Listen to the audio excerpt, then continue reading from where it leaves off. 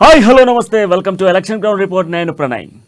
Right, ఈరోజు ఒక ఆసక్తికరమైనటువంటి పార్లమెంట్కి సంబంధించినటువంటి రివ్యూ చూడబోతా ఉన్నాం. సో వరంగల్ పార్లమెంట్ ఇప్పుడు రాష్ట్ర రాజకీయాల్లో ఒక చర్చ. ఎందుకంటే మొన్నటి వరకు బీఆర్ఎస్ ఎమ్మెల్యేగా ఉన్నటువంటి ఒక వ్యక్తికి సంబంధించినటువంటి పార్లమెంట్ నియోజకవర్గంలో తన కూతురికే టికెట్ కేటాయించి ఈరోజు కాంగ్రెస్ అభ్యర్థిగా నిలబెట్టినటువంటి నియోజకవర్గం అని చెప్పుకోవాలి. ఇక మరో వ్యక్తి అదే గతంలో బీఆర్ఎస్ పార్టీ నుంచి ఎంపీగా పోటీ చేసి 2 దఫాలుగా ఎంపీ అభ్యర్థిగా గెలుపొంది ఆ తర్వాత బీఆర్ఎస్ కష్టకాలంలో ఉన్న నేపథ్యంలో కూడా పార్టీని మారిన మరొక వ్యక్తి. ఇక ఈ అందరి మధ్యలో జరుగుతున్నటువంటి ఒక రణరంగం. మాజీ ఎమ్మెల్యేగా ఉన్నటువంటి ఒక వ్యక్తి ఇక టికెట్ కోసం, ఎంపీ టికెట్ కోసం బీజేపీలో చేరినటువంటి వైనం. వీటన్నిటికి సంబంధించి వరంగల్ పార్లమెంట్కి సంబంధించిన గ్రౌండ్ రిపోర్ట్లో చూసే ప్రయత్నం చేద్దాం. ఓవరాల్గా అసలు వరంగల్ పార్లమెంట్లో ఎంతమంది ఓటర్స్ ఉన్నారు, ఏ నియోజకవర్గాలు ఉన్నాయి, టోటల్ డీటెయిల్స్ ఒకసారి చూసే ప్రయత్నం చేద్దాం.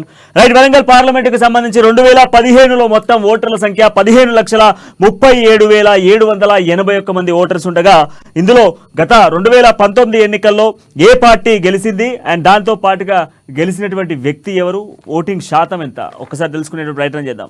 గత ఎన్నికల్లో వరంగల్ పార్లమెంట్లో బీఆర్ఎస్ పార్టీ గెలిచింది. ఇక్కడ పసునూరి దయాకర్ నిలబడిన నేపథ్యంలో కూడా పసునూరి దయాకర్ దాదాపు 6,12,498 ఓట్లు పడ్డాయి. ఇక విజేతగా కూడా ఆయన నిలిచారు. 57.69% పోలింగ్ నమోదైంది. ఇక కాంగ్రెస్ పార్టీ నుంచి దొమ్మటి సాంబయ్య నిలబడ్డాడు. దాదాపు 2,62,200 ఓట్లు పడ్డాయి.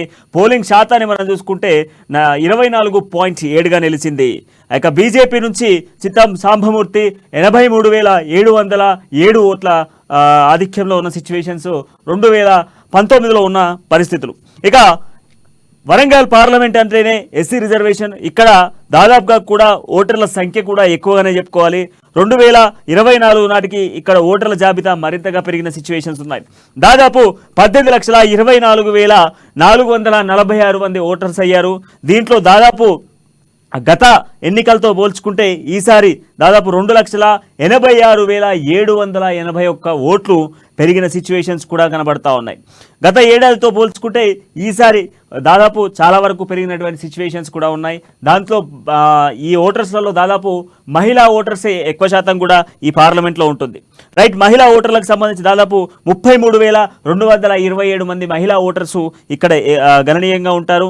అండ్ ఇక్కడ మనం చూసుకుంటే సెటిలర్లకు సంబంధించి కావచ్చు, అదేవిధంగా మనం చూసుకుంటే ఇటు వికలాంగులు కావచ్చు, లేదా గవర్నమెంట్ ఎంప్లాయీస్ కావచ్చు, సీనియర్ సిటిజన్స్కి సంబంధించిన ఓట్లు కూడా ఎక్కువ శాతం ఉన్నటువంటి పార్లమెంట్గా వరంగల్ పార్లమెంట్ ఉంది.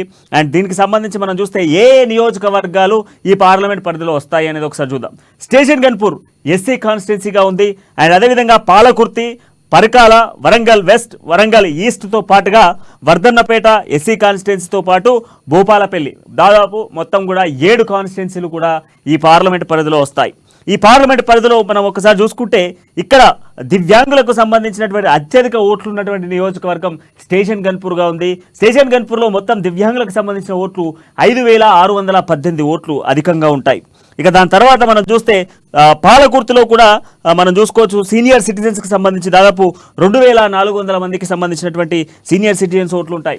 ప్రధానంగా ఇంకో పాయింట్ కూడా చూస్తే ఇక్కడ ఎన్ఆర్ఐస్కి సంబంధించిన ఓట్ల సంఖ్య కూడా వరంగల్ పార్లమెంట్లో ఎక్కువనే చెప్పుకోవాలి. వరంగల్ పశ్చిమ కాన్స్టిట్యున్సీలో దాదాపు 2,205 మంది ఓటర్సు దాదాపు ఎన్ఆర్ఐస్ ఉన్నారు. అండ్ దాంతోపాటుగా స్వల్పంగా చూస్తే పరకాల్లో 3 ఉంటారు. అంటే అన్ని రకాలుగా అన్ని విధాలుగా ఉన్నటువంటి ఓటర్సు వరంగల్ పార్లమెంట్ పరిధిలోనే మనకు కనిపిస్తారు. ఇక వరంగల్ పార్లమెంటుకు సంబంధించి 2024కి సంబంధించినటువంటి అభ్యర్థులు ఎవరెవరున్నారు, ఏ పార్టీ నుంచి ఉన్నారు అన్నటువంటి వివరాలను కూడా చూస్తే 2024కి సంబంధించినటువంటి పోటీలో ఇటు కాంగ్రెస్ పార్టీ నుంచి కడియం కావ్య, అదేవిధంగా బీఆర్ఎస్ పార్టీ నుంచి సుధాకర్ కుమార్, అదేవిధంగా సుధీర్ కుమార్ బీఆర్ఎస్ నుంచి, అండ్ బీజేపీ నుంచి ఆరూరి రమేష్. మొత్తానికి 3 అభ్యర్థులు మనకు కనిపిస్తూ ఉన్నారు. ఈ 3 అభ్యర్థులు కూడా గతంలో బీఆర్ఎస్ పార్టీలో ఉన్నటువంటి వ్యక్తులేనే చెప్పుకోవాలి. బీజేపీ పార్టీ నుంచి ఉన్నటువంటి ఆరూరి రమేష్ వర్ధన్నపేట ఎమ్మెల్యేగా, శాసనసభ్యుడిగా కూడా 2 దఫాలుగా దాదాపు తెలంగాణ ఏర్పాటు నుంచి కూడా ఆయన ఎమ్మెల్యేగా ప్రాతినిధ్యం వహించినటువంటి నేపథ్యంలో ఈసారి ఎంపీ టికెట్ కోసం బీజేపీలోకి వెళ్లేందుకు ప్రయత్నాలు చేశారు. దాన్ని అడ్డగించేందుకు బీఆర్ఎస్ నాయకులు ప్రయత్నం చేసినప్పటికీ కూడా ఎటకేలకు మళ్ళీ బీజేపీ గూటికి చేరినటువంటి ఆరూరి రమేష్ ఎంపీ టికెట్ తెచ్చుకున్నాడు. మరోవైపు మనం చూస్తే Kadiyam Kavya already BRS party Kadiyam కావ్యకు టికెట్ కేటాయించిన నేపథ్యంలో కూడా కడియం కావ్య పార్టీ మారేందుకు కేవలం లిక్కర్ స్కామ్, ఫోన్ ట్యాపింగ్ అనేటువంటి ఒక పేపర్ స్టేట్మెంట్ను ఒక లేఖగా రాసి పార్టీకి రాజీనామా చేస్తూ కడియం కావ్య, కడియం శ్రీహరి ఇద్దరు కూడా పార్టీ మారిన విషయం మనందరికీ తెలిసిందే. ఇక తర్వాత బీఆర్ఎస్ పార్టీకి సంబంధించినటువంటి క్యాడర్లో టికెట్ ఎవరికి కేటాయిద్దాం అన్నటువంటి సన్నద్ధాలు కూడా కొనసాగాయి. సో తాటికొండ రాజయ్యను అడిగినప్పటికీ కూడా తాటికొండ రాజయ్య కొంత వెనుక ముందు చేసినప్పటికీ, కొంత ఆలస్యమైనప్పటికీ కూడా సుధీర్ కుమార్కి ఆయన జెడ్పీ చైర్పర్సన్గా కూడా హన్మకొండలో ఉన్న నేపథ్యంలో కూడా ఉద్యమకారుడు అన్నటువంటి నేపథ్యంలో బీఆర్ఎస్ ఆయనకు చివరి క్షణంలో టికెట్ కేటాయించిన సిచ్యువేషన్స్ ఉన్నాయి. వరంగల్ పార్లమెంట్కి సంబంధించి కంప్లీట్ డీటెయిల్స్ అందించేందుకు మా ప్రతినిధి రాంబాబు అందుబాటులో ఉన్నారు. రాంబాబుతో మాట్లాడే ప్రయత్నం చేద్దాం. ఎస్ రాంబాబు, ప్రస్తుతం ఉన్నటువంటి సిచ్యువేషన్స్లో మనం చూస్తూ ఉన్నాం, రాష్ట్ర రాజకీయాల్లో వరంగల్ అనేది ఇప్పుడు హాట్ టాపిక్ అనే చెప్పుకోవాలి.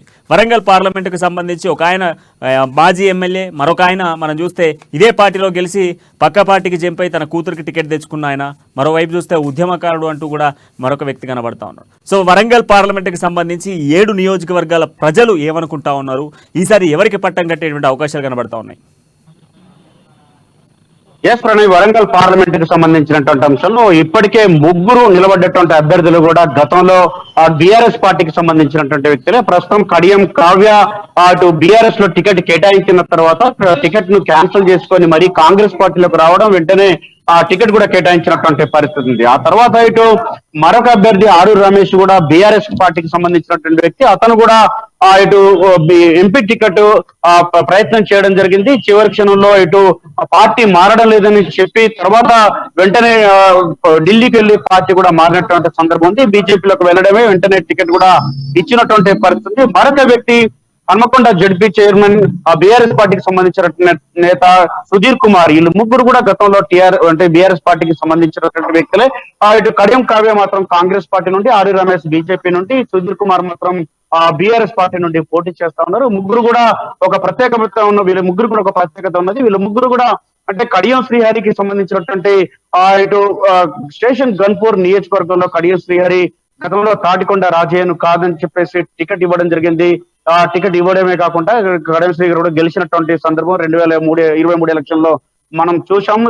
తాటికొండ రాజయ్య కూడా తెలంగాణ ఆవిర్భావం తర్వాత తొలి ఉప ముఖ్యమంత్రి కూడా పనిచేసినటువంటి సందర్భం ఉంది. అలాంటి వ్యక్తికి ఇటు కడియం శ్రీహరికి మధ్యన పొరపచ్చలు ఉండడంతో అనేక సందర్భాల్లో కూడా ఎడమం పెడమం ఉన్నటువంటి సందర్భంలో అధిష్టానం కూడా కడియం శ్రీహరికి ఎక్కువ ప్రాధాన్యత ఇవ్వడమే కాకుండా 2023లో టికెట్ కేటాయించింది. కానీ తన కూతురు టికెట్ కోసం పార్టీ మారినటువంటి సందర్భం ఇప్పుడు కనబడమే కాకుండా అతను ఇటు ప్రధానంగా కాంగ్రెస్ పార్టీ నుండి అభ్యర్థిగా ఇటు నువ్వా నేనే అనే టైప్ లో పోటీలో ఉన్నారు. గెలుపు తమదే అని చెప్పేసి ధీమా వ్యక్తం చేస్తున్నారు. మరొక వైపు ఇటు ఆరూరు రమేష్ బీజేపీ పార్టీ నుండి పోటీ చేసినటువంటి ఆరూరు రమేష్ కూడా గతంలో 2 సార్లు కూడా వర్ధన్నపేట నుండి పోటీ చేసి ఎమ్మెల్యేగా గెలవడం జరిగింది. 2023 ఎన్నికల్లో ఓడిపోవడంతో అతను అటు ఎంపీ టికెట్ కొరకు ప్రయత్నం చేసినా ఇటు బీజేపీలోకి వెళ్లేందుకు మొగ్గు చూపడం జరిగింది. బీజేపీ నుంచి టికెట్ కూడా సాధించుకున్నటువంటి వ్యక్తి.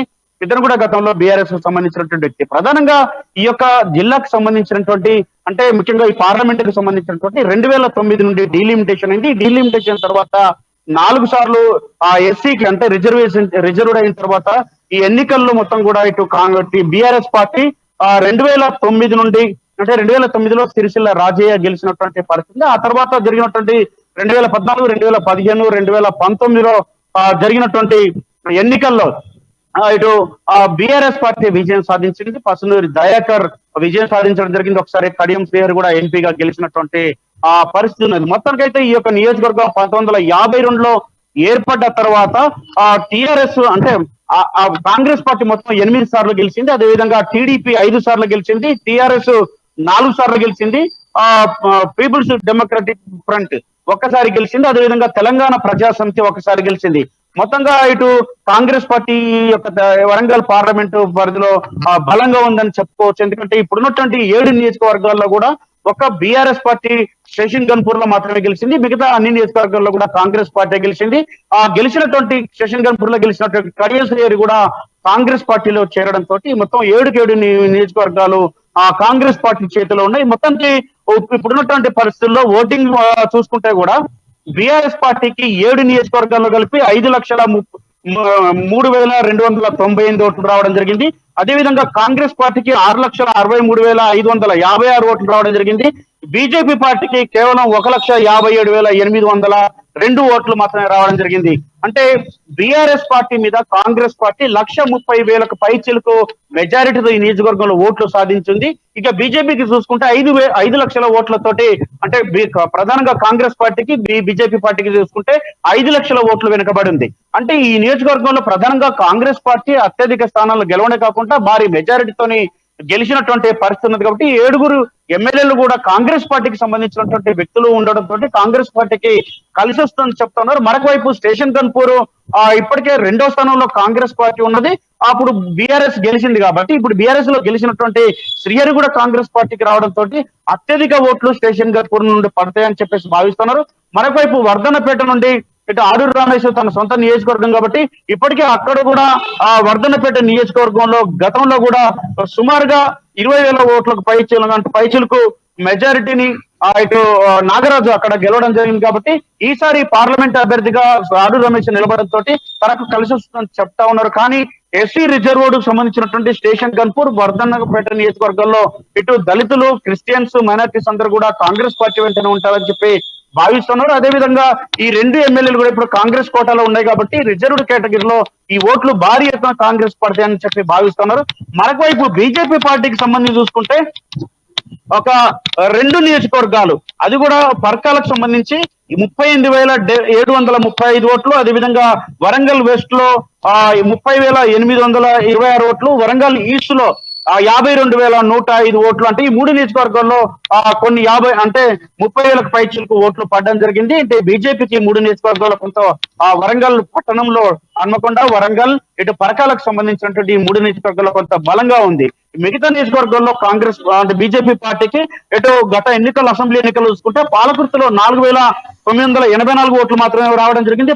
అదేవిధంగా స్టేషన్ గన్పూర్ లో 4,984, పాలకుర్తిలో 4,146 ఓట్లు మాత్రమే రావడం జరిగింది. భూపాలపల్లిలో 14,731, ఇటు వర్ధన్నపేటలో 12,275 ఓట్లు మాత్రమే రావడం జరిగింది. అంటే ప్రధానంగా ఈ 3 నియోజకవర్గాల్లో మాత్రమే బీజేపీ కొంత బలంగా ఉండడంతో ఇటు ఆడూరు రమేష్ క్యాండిడేట్ కావడంతో కలిసి వస్తుందని చెప్పేసి భావిస్తున్నారు. అదేవిధంగా కేంద్రంలో బీజేపీ సర్కారు ఉండడము, మోడీ చరిస్మా తోటి రాష్ట్రంలో గెలవచ్చని చెప్పేసి భావిస్తున్నారు బీజేపీ. కానీ కాంగ్రెస్ పార్టీ మాత్రం పార్లమెంట్ పరిధిలో ఉన్నటువంటి 7 నియోజకవర్గాల్లో తామే ఎమ్మెల్యేలుగా ఉన్నటువంటి నేపథ్యంలో, అదేవిధంగా ఇటు 100 రోజుల కాంగ్రెస్ పాలనకు సంబంధించినటువంటి 6 గ్యారంటీలు, ఈ కాంగ్రెస్ ఇచ్చినటువంటి వాగ్దానాలు అమలుకు సంబంధించినటువంటి అంశంలో ఒక క్లారిటీగా ఉన్నటువంటి కాంగ్రెస్ సర్కార్ ఇప్పటికే రైతులకు సంబంధించినటువంటి రైతు భరోసా కానీ లేకపోతే పెట్టుబడి సాయం సంబంధించినటువంటి వీటన్నిటి కూడా ఇచ్చినటువంటి నేపథ్యంలో కాంగ్రెస్ పార్టీకి లబ్ధి చేకూరుతుందని చెప్పేసి భావిస్తుంది. మొత్తానికి కాంగ్రెస్ పార్టీ నియోజకవర్గంలో బలంగా ఉందని చెప్పుకోవచ్చు. రాంబాబు, అంటే మొన్నటి వరకు కూడా బీఆర్ఎస్ పార్టీలో ఉన్నటువంటి కడియం శ్రీహరి కాస్త ఇప్పుడు కాంగ్రెస్ పార్టీలోకి వెళ్ళిన నేపథ్యంలో స్టేషన్ గన్పూర్ నియోజకవర్గానికి సంబంధించి మనం మాట్లాడితే దాదాపు 5 లక్షల పైగా ఉన్నటువంటి ఓటర్స్ అక్కడే మనకు కనిపిస్తూ ఉన్నారు. సో ఇప్పుడున్నటువంటి తాజా సిచ్యువేషన్స్లో మనం చూస్తే దాదాపుగా కూడా ఇక్కడ ఉన్నటువంటి పెద్ద పాపులేషన్ అంతా కూడా దాదాపు ఎస్సీ రిజర్వ్ కాన్స్టిట్యున్సీ, దాంతోపాటుగా ఎస్సీ ఎక్కువగా ప్రభావితం చూపించేటువంటి ప్రాంతంలో ఒకవైపు తాటికొండ రాజయ్యకు టికెట్ రాకుండా అసెంబ్లీ ఎన్నికల్లో ఆయన టికెట్ కేటాయించిన నేపథ్యంలో పార్టీకి రాజీనామా చేసినప్పటికీ కూడా కడియం శ్రీహరి ఎప్పుడైతే పార్టీ వీడుతూ ఉన్నాడో పార్టీ వీడుతున్న నేపథ్యంలోనే తాటికొండ రాజయ్యను మళ్ళీ బీఆర్ఎస్ పార్టీలకు ఆహ్వానించిన విషయం మనందరికీ తెలిసిందే. సో ఈ నేపథ్యంలో ఇప్పటికే తాటికొండ రాజయ్య బీఆర్ఎస్ అభ్యర్థి తరపున పెద్ద ఎత్తున ప్రచారాలు నిర్వహిస్తూ ఉన్నాడు. ఒకవైపు మొన్నటి వరకు దాదాపు 4 సార్లు ఎమ్మెల్యేగా అయినటువంటి దాస్యం వినయ్ భాస్కర్ కూడా బీఆర్ఎస్ పార్టీకి సంబంధించిన అభ్యర్థి ప్రచారం చేస్తూ ఉన్నాడు. మొన్నటి వరకు మంత్రివర్గంలో ఉన్నటువంటి ఎర్రబెల్లి దయాకర్ రావు ప్రచారాలు నిర్వహిస్తూ ఉన్నాడు. మరోవైపు పరకాల ఎమ్మెల్యేగా ఉన్నటువంటి చల్లా ధర్మారెడ్డి కూడా బీఆర్ఎస్ అభ్యర్థి తరపున ప్రచారం నిర్వహిస్తున్న సిచ్యువేషన్స్ కనబడతా ఉన్నాయి. ఇప్పుడు కడియం కావ్యను మొదటగా కాంగ్రెస్ పార్టీకి సంబంధించినటువంటి శ్రేణులే హనుమకొండలో కొంత వ్యతిరేకించినప్పటికీ కాంగ్రెస్ పార్టీలో కడియం వద్దు, కడియం రాజకీయ ద్రోహి అన్నటువంటి నినాదాలు కూడా మనం చూసాం. ఈ నేపథ్యంలో కాంగ్రెస్ పార్టీ, కాంగ్రెస్ శ్రేణులు నిజంగా కడియంను ఆహ్వానించే సిచ్యువేషన్స్ కనబడతా ఉన్నాయా? నిజంగా కడియం బిడ్డ కావ్యను ఎన్నుకునేటువంటి సిచ్యువేషన్స్ స్టేషన్ గన్పూర్ ప్రజలు ఉన్నారా? ఇప్పుడున్నటువంటి సిచ్యువేషన్స్లో పార్టీని వీడిన నేపథ్యంలో బీఆర్ఎస్ పార్టీకి ద్రోహం చేశాడు అంటూ కూడా కార్యకర్తలు కూడా చాలా వరకు మండిపడుతున్న సిచ్యువేషన్స్లో కాంగ్రెస్ పార్టీకి స్కోప్ ఉందా? నిజంగానే బీఆర్ఎస్ పార్టీని వీడినటువంటి కడియం కావ్యకి కలిసి వస్తుందని స్టేషన్ గన్పూర్ ప్రజలు అనుకుంటున్నారా, లేదా కడియం శ్రీహరి అనుకుంటున్నాడా? ప్రణయ్, ఇక్కడ వరంగల్ పార్లమెంట్ కు ఒక ప్రత్యేకత ఉన్నది. ఈ యొక్క 2009 నుండి డీలిమిటేషన్ అయిన తర్వాత, ఇది ఎస్సీ కాన్స్టిట్యున్సీ అయిన తర్వాత ప్రధానంగా ఇందులో 2 కాన్స్టిట్యున్సీలు, స్టేషన్ గన్పూర్ అదేవిధంగా వర్ధనపేట 2 మాత్రమే ఎస్సీ రిజర్వ్డ్ కాన్స్టిట్యున్సీలు. మిగతా కూడా జనరల్ నియోజకవర్గాలు కాబట్టి ఇక్కడ అందరూ కూడా ప్రతిష్టాత్మకంగా తీసుకుంటా ఉన్నారు. ముఖ్యంగా ఇక్కడ కడియం కావ్య ఎప్పుడైతే కాంగ్రెస్ కు రావడం జరిగిందో, గతంలో గుమ్మటి సాంబయ్య ఇక్కడ నుండి ప్రయత్నం చేయడం జరిగింది. తనకు టికెట్ గ్యారెంటీ అని చెప్పేసి సంవత్సరం నుంచి కూడా ఇటు నియోజకవర్గం, పార్లమెంట్ నియోజకవర్గం మొత్తం కూడా తిరిగి పనిచేసుకుంటా ఉన్నారు. ఈ నేపథ్యంలోనే ఆ టికెట్ రాకపోవడంతో కొంత అసహనం వ్యక్తం చేసినా కానీ ముఖ్యమంత్రి రేవంత్ రెడ్డి స్వయంగా పిలిపించి మాట్లాడి తనకి భవిష్యత్తు కల్పిస్తానని చెప్పడంతో ఇక్కడ కాంగ్రెస్ పార్టీ కార్యకర్తలు కూడా కలిసి పనిచేస్తా ఉన్నారు. ఇక్కడ మనం కొన్ని నియోజకవర్గాల్లో చూసుకుంటే బీఆర్ఎస్ కు ఇటు కాంగ్రెస్ పార్టీకి దగ్గరనే ఓట్లు వచ్చినటువంటి పరిస్థితి ఉన్నది. కొన్ని నియోజకవర్గంలో భూపాలపల్లి లాంటి నియోజకవర్గంలో ఎక్కువ ఓట్లు కాంగ్రెస్ పార్టీకి రావడం జరిగింది. అదే విధంగా వరంగల్ ఈస్ట్ లో కూడా ఎక్కువ ఓట్లు రావడం జరిగింది. మిగతా పాలకుర్తి లాంటి నియోజకవర్గాల్లో ఎక్కువ ఓట్లు రావడం జరిగింది కాంగ్రెస్ పార్టీకి. కానీ పాలకుర్తిని ఈసారి ప్రతిష్టాత్మకంగా తీసుకుంటున్నారు దయాకర్ రావు. అదేవిధంగా వరంగల్ ఈస్ట్ ఎట్లాగో ఇటు కొండ సురేఖ ఉన్నది కాబట్టి కొండ సురేఖ నియోజకవర్గంలో మంత్రిగా, వరంగల్ జిల్లాకు సంబంధించినటువంటి మంత్రిగా ఉన్నారు. తన నియోజకవర్గంలో పట్టు సాధించాలని చెప్పేసి భావిస్తున్నారు. ఇప్పటికే ఆమె మెదక్ పార్లమెంట్ నియోజకవర్గానికి ఇన్ఛార్జ్ గా ఉన్నారు. ఇటు కొండమూరులు కూడా అక్కడే ఉండి ప్రచారం చేసుకుంటూ తన నియోజకవర్గంలో మెజారిటీ తగ్గకుండా చూసుకున్నటువంటి ప్రయత్నం చేస్తా ఉన్నారు. మరొక వైపు ఇటు గండ్ర సత్యనారాయణ భూపాలపల్లిలో తన చరిస్మాను ఉపయోగించే ఇటు ఇచ్చినటువంటి గ్యారెంటీలు ఇవన్నీ ప్రచారం చేసుకుంటూనే తనకు గతంలో వచ్చినటువంటి భారీ మెజార్టీని తగ్గకుండా చూసుకున్నటువంటి ప్రయత్నం అయితే చేస్తా ఉన్నారు. మరొక వైపు పరకాలకు సంబంధించినటువంటి ఇక్కడ చల్ల ధర్మారెడ్డి బీఆర్ఎస్ పార్టీ నుండి ఓడిపోయినటువంటి అభ్యర్థి, అతను కూడా ప్రతిష్టాత్మకంగా తీసుకోవడం జరిగింది. కానీ రేవూరు ప్రకాష్ రెడ్డికి వరంగల్ జిల్లాకు సంబంధించిన, ముఖ్యంగా వరంగల్ పార్లమెంట్ కు నియోజకవర్గానికి ఇన్ఛార్జ్ గా నియమించినటువంటి పరిస్థితి ఉంది కాంగ్రెస్ పార్టీ. కాబట్టి గెలుపు బాధ్యతను రేవూరు ప్రకాష్ రెడ్డి మీద పెట్టడంతో రేవూరు ప్రకాష్ రెడ్డి తాను ప్రాతినిధ్యం వహిస్తున్నటువంటి పరకాల కాన్స్టిట్యున్సీలో మెజారిటీతో పాటు ఆ జిల్లాలో అంటే పార్లమెంట్ లో అత్యధిక మెజారిటీ తీసుకొచ్చేందుకు ప్రయత్నం చేస్తా ఉన్నారు. ఆ రకంగా ప్రచారం కూడా చేస్తా ఉన్నారు. కాబట్టి కాంగ్రెస్ పార్టీ ఇటు అత్యంత ప్రతిష్టాత్మకంగా తీసుకున్నటువంటి నియోజకవర్గంలో వరంగల్ ఒకటి, ఇక్కడ గెలుస్తామని చెప్పేసి ఆశాభావం వ్యక్తం చేస్తా ఉన్నారు. స్వయంగా ముఖ్యమంత్రి రేవంత్ రెడ్డి ఈ నియోజకవర్గం కాంగ్రెస్ ఖచ్చితంగా గెలుస్తుందని చెప్తున్నటువంటి పరిస్థితి ఉంది. కాబట్టి ఇక్కడ ఇదే నియోజకవర్గం, ఇదే జిల్లాకు సంబంధించి 2 మంత్రులు ప్రాతినిధ్యం వహిస్తా ఉన్నారు. అక్కడ కొండా సురేఖ, సీతక్క ఇద్దరు కూడా వరంగల్ జిల్లాకు సంబంధించినటువంటి మంత్రులు. సీతక్క ఆదిలాబాద్ పార్లమెంట్ ఇన్ఛార్జ్ గా ఉన్నా గానీ ఇటు వరంగల్ వెస్ట్ లో కూడా కొంత అంత ప్రభావం ఇటు జిల్లాలో తన అవసరం ఎక్కడుంటే అక్కడ ప్రచారం చేసి వెళ్తా ఉన్నారు. ఇటు కొండ సురేఖ కూడా అవసరం ఉన్న చోట ప్రచారం చేస్తూ ఇటు మెదక్ లో ప్రచారం చేస్తా ఉన్నారు. వరంగల్ అయితే కాంగ్రెస్ పార్టీ అయితే ప్రతిష్టాత్మకంగా తీసుకుంది. మరోవైపు బీజేపీ మాత్రం కేవలం ఆరూరి రమేష్ పైనే ఆశలు పెట్టుకుంది. ఆరూరి రమేష్ ఇటు గతంలో జరిగినటువంటి అసెంబ్లీ ఎన్నికల్లో వర్ధనపేట నుండి అత్యధిక మెజారిటీ సాధించారు. కాబట్టి ఆ మెజారిటీతో పాటుగా మిగతా నియోజకవర్గాల్లో మెజారిటీ సాధిస్తే బీజేపీ గెలుపు సాధ్యమే. ఇటు మోడీ వ్యక్తిగత చరిస్మా, ఇటు దేశవ్యాప్తంగా బీజేపీ అమలు చేస్తున్నటువంటి ఇటు ప్రభుత్వ విధానాలు కానీ లేకపోతే ఇటు హిందుత్వ ఎజెండాతో పాటుగా ఇవన్నీ కూడా తమకు కలిసి వస్తాయని చెప్పేసి భావిస్తా ఉన్నారు. అందులో భాగంగానే దానికి సంబంధించినటువంటి బీజేపీ దాని అనుబంధ సంఘాలు నిర్విరామంగా ఇటు ప్రచారంలో ముందుకెళ్తా ఉన్నారు, ప్రచారం చేస్తా ఉన్నారు, గెలుపు లక్ష్యంగా ముందుకెళ్తా ఉన్నారు. కానీ ఇక్కడ ప్రధానంగా బీఆర్ఎస్, బీజేపీ, కాంగ్రెస్ ముగ్గురు మధ్యన త్రికోణ పోటీ ఉందని చెప్తున్నా గానీ ఎక్కువగా అంటే గత అసెంబ్లీ ఎన్నికల్లో వచ్చినటువంటి ఓటింగ్ షేర్ చూసుకుంటే 6 లక్షలకు పైచిలుగా ఓట్లు 6,63,000 పైగా ఇటు కాంగ్రెస్ పార్టీకి వచ్చినటువంటి పరిస్థితి ఉంది. కాబట్టి ఇటు బీఆర్ఎస్ పార్టీ కూడా 5,30,000 వరకు రావడం జరిగింది. కేవలం 1,50,000 వరకు ఓట్లు మాత్రమే బీజేపీకి వచ్చినటువంటి పరిస్థితి ఉంది. కాబట్టి ఒకవేళ బీజేపీ గెలవాలన్నా ఇంకా 5 లక్షలకు పైగా ఓట్లు సాధించాల్సినటువంటి అవసరం ఉంది. అదే విధంగా బీఆర్ఎస్ ఇటు ఓట్లు సాధించాలన్నా 1,00,000కు పైగా ఓట్లు సాధించాల్సినటువంటి అవసరం ఉంది. కానీ బీఆర్ఎస్ ప్రస్తుతం ఉన్నటువంటి పరిస్థితిలో బీఆర్ఎస్ పార్టీ నుండి భారీ ఎత్తున కాంగ్రెస్ లోకి వలసలు వెళ్ళినటువంటి పరిస్థితి. నేతలందరూ కాంగ్రెస్ వైపు చూడడం జరిగింది. ఇటు అనేక మంది కూడా కార్పొరేటర్లు కానీ, కౌన్సిలర్లు కానీ, లేకపోతే ఇటు ఏకంగా ఎమ్మెల్యేతో పాటుగా వివిధ ఎంపీటీసీలు, జెడ్పీటీసీలు, వారితో పాటుగా ఎంపీపీలు, సర్పంచులు, గ్రామ స్థాయిలో ఉన్నటువంటి ప్రతి మండలంలో, నియోజకవర్గంలో కూడా, గ్రామాలలో కూడా కార్యకర్తలందరూ కూడా కాంగ్రెస్ వెళ్ళిపోయినటువంటి పరిస్థితి ఉన్నది. కాబట్టి మరికొంతమంది బీజేపీకి వెళ్ళినటువంటి పరిస్థితి. కాబట్టి బీఆర్ఎస్ బలహీన పడిపోయిందని చెప్పేసి ఆయా నేతలు చెప్తున్నటువంటి పరిస్థితి ఉన్నది. ఈ నేపథ్యంలోనే కాంగ్రెస్ పార్టీ గెలుపు సాధ్యం అని చెప్పేసి కాంగ్రెస్ చెప్తా ఉన్నది. మరొకవైపు బీజేపీ ఆరూరి రమేష్, అదేవిధంగా మోడీ చరిస్మాతో గెలుస్తామని చెప్తున్నారు. బీఆర్ఎస్ మాత్రం ఇటు లీడర్ల పైన క్యాడర్ తమదనం ఉంది, ఇక్కడ గెలుపు తమదే అని చెప్తున్నారు. మరొకవైపు అక్కడ ఉన్నటువంటి ఈ మధ్యన ఒక సంఘటన జరిగింది. ఇటు ఆ కార్యకర్తలు నాయకులు వచ్చి ఇటు మాజీ మంత్రి ఎర్రబెల్లి దయాకర్ రావును కూడా ప్రశ్నించినటువంటి పరిస్థితి. నియోజకవర్గానికి సంబంధించినటువంటి డబ్బులు లేవని చెప్పేసి ఇక పార్టీ ఇచ్చినటువంటి ఫండ్ కూడా ఎక్కడ ఉపయోగించట్లేదని చెప్పేసి తాము ప్రచారం చేయాలంటే కనీసం నిధులు లేవని చెప్పేసేటువంటి పరిస్థితి, ప్రశ్నించినటువంటి పరిస్థితిలో ఇటు ఏం చేయాలని తోచని పరిస్థితిలో అభ్యర్థి కూడా ఉన్నట్టు కార్యకర్తలే తెలిపినటువంటి పరిస్థితి ఉంది. మొత్తానికైతే ఇటు బీఆర్ఎస్ ఇటు లీడర్లు మారినా కానీ క్యాడర్ తమతో ఉందని చెప్తా ఉన్నది. ఈ నేపథ్యంలో బీఆర్ఎస్ పట్ల ఇటు ఉద్యమానికి పట్టుగా ఉన్నటువంటి ఉద్యమాల కిల్లా వరంగల్ జిల్లా టిఆర్ఎస్ కానీ లేకపోతే తెలంగాణ ఉద్యమానికి కానీ వెన్నుదన్నుగా ఉన్నటువంటి వరంగల్లే ప్రధాన కేంద్రం కాబట్టి వరంగల్ కేంద్రంగానే అనేక ఉద్యమాలు జరిగినటువంటి ఇటు కాకతీయ యూనివర్సిటీ కానీ లేకపోతే అక్కడ ఉన్నటువంటి వరంగల్ జిల్లా కేంద్రంగా ఇటు టిఆర్ఎస్ ఉద్యమాన్ని అనేక ఉద్యమాలు చేసినటువంటి పరిస్థితి ఉన్నది కాబట్టి ఈ వరంగల్ జిల్లాలో తమ గెలుపు ఎవరు ఆపలేరని చెప్పేసి బీఆర్ఎస్ చెప్తున్నది. మొత్తంగా మూడు పార్టీలు ఎవరికి వారు తాము గెలుస్తామని చెప్తున్నా కాంగ్రెస్ కు మాత్రం ఈ నియోజకవర్గం లాభం చేకూర్చేటువంటి అవకాశం అయితే కనబడుతోంది. ప్రణయ్ బాబు, ఫైనల్ గా ఇప్పుడు త్రిముఖ పోటీ ఉండబోతుందా లేదా కాంగ్రెస్ వర్సెస్ బీఆర్ఎస్ గా ఉండబోతుందా? ఒకవేళ కాంగ్రెస్ వర్సెస్ బీఆర్ఎస్ గా ఉంటే కడియం కావ్య ఒక ఫ్రెష్ ఫేస్ అని చెప్పుకోవాలి. ఒక యువతరంగా వస్తున్నటువంటి కాంగ్రెస్ లీడర్గా బయటకు వస్తున్న తొలి ఎన్నిక కడియం కావ్యకి. సో మరి తొలి ఎన్నికల్లో కడియం కావ్య నిజంగానే మీరు అన్నట్టుగా కాంగ్రెస్ హవా ఉన్న నేపథ్యంలో నిజంగా కాంగ్రెస్ వైపు ప్రజలు మొగ్గుజూపే అవకాశాలు ఉన్నాయా?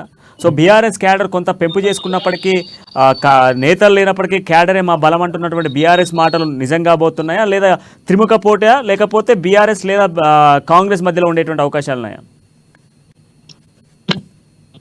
ఇక్కడ Congress party, BRS party, BJP party ముగ్గురు కూడా ఎవరికి వారు గెలుపు ధీమాను వ్యక్తం చేస్తున్నారు. మేమే గెలుస్తామని చెప్తున్నారు. ఇక్కడ గెలిచేది మేమే అని చెప్పేసి కాంగ్రెస్ అదేవిధంగా బీఆర్ఎస్ బీజేపీలు కూడా చెప్తా ఉన్నాయి. కానీ వాస్తవానికి ఇక్కడ కాంగ్రెస్ పార్టీ బలంగా ఉందని చెప్పి మనకు స్పష్టంగా అగపడుతున్నటువంటి నేపథ్యంలో, ఎందుకంటే 7 ఎమ్మెల్యేలు ఉండడమే కాకుండా ఇటు రాష్ట్రంలో కూడా ఎక్కడ కూడా ఇప్పటి వరకైతే ప్రభుత్వం మీద వ్యతిరేకత లేదు. ఎందుకంటే ఆ ప్రభుత్వం ఏర్పడి అంటే 3 నెలల తర్వాత వెంటనే ఎన్నికలు రావడంతో 2 నెలలు ఎన్నికల పీరియడ్ ఉంది కాబట్టి ఈ యొక్క 3 నెలల కాలంలో చేసినటువంటి 100 రోజుల పరిపాలనకు సంబంధించినటువంటి అంశాలను రాష్ట్ర ప్రభుత్వం ఇచ్చినటువంటి వాగ్దానాలు చేసినటువంటి హామీలు నెరవేర్చినటువంటి హామీలన్నింటినీ కూడా ప్రజల దృష్టికి తీసుకెళ్తున్నాయి, ప్రజల వద్దకు తీసుకెళ్లేటువంటి ప్రయత్నం చేస్తా ఉన్నాయి. కాబట్టి ఇచ్చినటువంటి ఆగస్టు 15 లోపు రుణమాఫీ కూడా చేస్తామని చెప్పేసి ముఖ్యమంత్రి స్వయంగా ప్రకటిస్తా ఉన్నారు. మరొకవైపు ఇటు ఎన్నికలు అయిపోగానే పార్లమెంట్ ఎన్నికల తర్వాత ఇందిరమ్మ ఇల్లు అదేవిధంగా 2500 రూపాయలు మహిళలకు సహాయం వీటన్నిటిని కూడా ఇచ్చేటువంటి ప్రయత్నం చేయబోతోందని చెప్పేసి ఎక్కడ కూడా దళితులకు కానీ లేకపోతే ఇతర ఏ వర్గానికి కూడా ఎక్కడ అన్యాయం జరగదని చెప్పేసి ముఖ్యమంత్రి స్వయంగా చెప్తున్నటువంటి నేపథ్యంలో కాంగ్రెస్ పార్టీకి ఇది కొంత లాభం చేకూర్చేట అవకాశం ఉంది. ముఖ్యంగా మహిళలందరూ కూడా ఇప్పటికే 200 యూనిట్ల ఉచిత గృహ విద్యుత్ కానీ లేకపోతే 500 రూపాయల గ్యాస్ కానీ లేకపోతే ఉచిత బస్సు ప్రయాణం కానీ ఇలాంటి అంశాలు కూడా కాంగ్రెస్ పార్టీకి కొంత లాభం చేకూర్చేటువంటి అవకాశం ఉంది. ఇక్కడ విద్యుత్కు సంబంధించినటువంటి అంశం కానీ లేకపోతే నీటి కొరతకు సంబంధించినటువంటి అంశాలని ప్రధాన ప్రతిపక్షాలు ఇక్కడ ప్రశ్నలు లేవనెత్తినా కానీ వీటన్నిటిని కూడా ఎక్కడ కూడా సమస్య లేదని చెప్పి ప్రభుత్వం గట్టిగా బదిలిస్తా ఉంది. దానికి సంబంధించి కూడా ఆధారాలతో బయట లెక్కలతో సహా చెప్తున్నటువంటి నేపథ్యంలో ఇక్కడ ప్రజలు కూడా ఎక్కడ కూడా అలాంటి సమస్యల పైన ఆందోళన చేయడం లేదు కాబట్టి ఇక్కడ ప్రభుత్వానికి పెద్దగా ఇబ్బంది అయ్యేటువంటి పరిస్థితి ఏమో అగపడలేదు కాబట్టి కాంగ్రెస్ కు కొంత ఇక్కడ ఆశాజనకంగా ఉందని చెప్పి భావించాలి. బీఆర్ఎస్ మాత్రం ఇటు కేవలం క్యాడర్ ను నమ్ముకొని ఉద్యమాలను నమ్ముకొని తమ పట్ల ఉద్యమ పార్టీగా వరంగల్ కేంద్రంగానే కేసీఆర్ ఏది చేసినా వరంగల్ కేంద్రంగా చేసినటువంటి ప్రతి గుండెలో కూడా టీఆర్ఎస్ పాతుకపోయింది. టీఆర్ఎస్ అభిమానులు ఉన్నారు. అదేవిధంగా ఉద్యమాలు చేసినటువంటి ప్రతి ఒక్క విద్యార్థి కానీ లేకపోతే సకల జనులు కూడా తెలంగాణ కోసం ఉద్యమించినటువంటి పరిస్థితి ఉంది కాబట్టి అది వరంగల్ జిల్లా కేంద్రంగా చేశారు కాబట్టి అది టీఆర్ఎస్ కు కంచుకోట అని చెప్పి చెప్తా ఉన్నారు. మరొకరు బీజేపీ మాత్రం ఆరూరి రమేష్ ను అదేవిధంగా పార్టీ బీజేపీకి తీసుకురావడానికి సక్సెస్ కావడం జరిగింది. ఆరూరి రమేష్ చరిష్మాతో పాటుగా అక్కడ ఉన్నటువంటి బీజేపీకి సంబంధించి పరకాల గానీ వెస్ట్ గానీ ఆ తర్వాత ఈస్ట్ గానీ కొంత బలంగా ఉంటది కాబట్టి ఈ 3 కాన్స్టిట్యూన్సీస్ లో బలమైనటువంటి ఓటింగ్ సాధించాలని చెప్పేసి భావిస్తోంది కాబట్టి ఎవరికి వారే త్రికోణ పోటీలో మేమే గెలుస్తామని చెప్తా ఉన్నారు. మొత్తానికైతే ఇక్కడ కాంగ్రెస్ పార్టీకి కొంత ఆశాజనకంగా ఉంది. Pranay, yes, thank you Rambabu. Right, మొత్తానికి వరంగల్ పార్లమెంట్లో మాత్రం ఖచ్చితంగా త్రిముఖ పోటీ అయితే కనిపిస్తూ ఉంది.